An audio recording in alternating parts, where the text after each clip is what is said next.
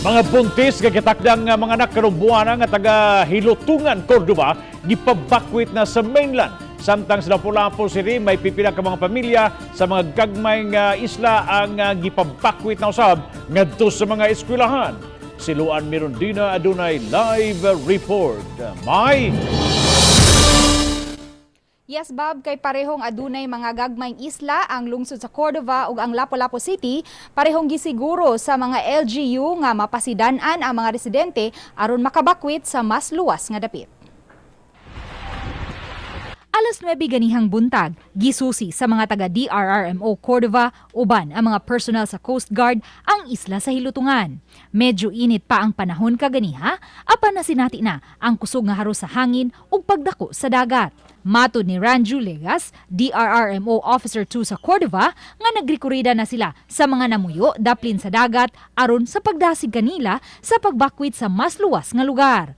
Ang mga nanagsabak usab nga mga nakay karong buwana, gipabakwit na usab nila sa birthing center sa mainland Cordova uban ang ilang mga pamilya. Kaya kaso niya magbate niya, kusog ang hangin, maglisod gid sila glapang. Sukad kagahapon sa udto, wala na gitugutang biyahe sa mga motorbangka gikan sa Cordova paingon sa Hitafe, Bohol. Ang mga motorbangka gigaid na sa mas tago nga bahin sa Cordova, lakip na ang mga floating cottage. Wala ra tayo stranded yung mga pasahero karon kay tungod gahapon pa lang ni-declared na nga wala mo biyahe ang para Hitafe. Samtang sa dakbayan sa Lapu-Lapu, gawa sa mga pamilya nga gikan sa Caubian Island nga mibakwit kagahapon sa mainland ug sa Olango Island, may mga pamilya na usab nga mibakwit sa eskwelahan.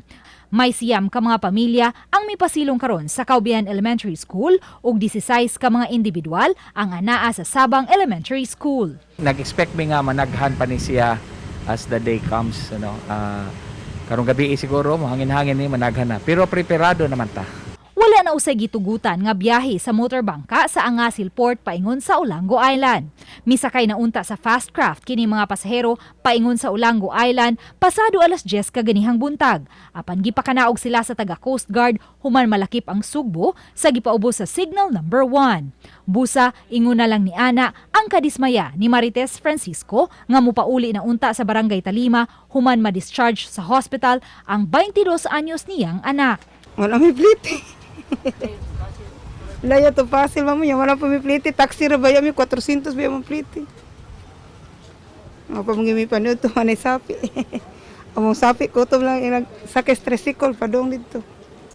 Gusto mo mayor, gikap sa Soto Mayor, gusto mo makapaway mayor ba?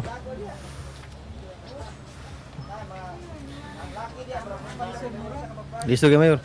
Ang DRRMO Lapu-Lapu City mipasalig hinuon nga moabaga sa na-stranded nga mga pasahero. Gawas sa pisikal nga mga pagpangandam, nangaliya usab ang mga personnel sa DRRMO Lapu-Lapu ug migahin og oras sa pagsimba. Ang ato lang ani is we are expecting for the worst, no? Ang ako nahadlok sa kahimtang sa Caubian. And then honestly mo nang nanimba mi because we're afraid of the severe impact sa kini nga bagyo. Bob, sa gipagawas nga storm surge information sa Pag-asa karong hapon, gipahimangnuan niini ang mga nanimuyo sa mga low-lying areas dinhi sa Kabisayan nga magmatngon kay posibleng masinati ang minimal ngadto sa moderate nga epekto sa storm surge. Bob? dahil salamat Luan Mirondina sa imong live report.